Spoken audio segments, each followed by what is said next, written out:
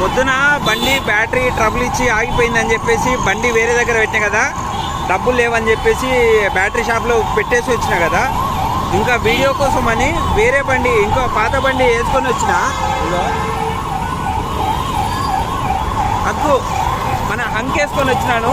ఇది మధ్యలో హ్యాండ్ ఇచ్చింది, ఎటు కాకుండా ఎర్రగడ్డ దగ్గర ఆగిపోయినా.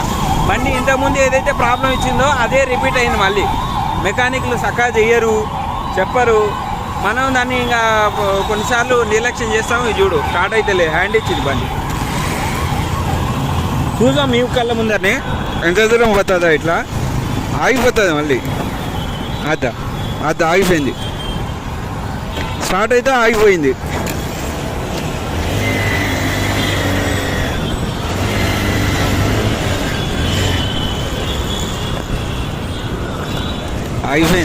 ఆగిపోతుంది.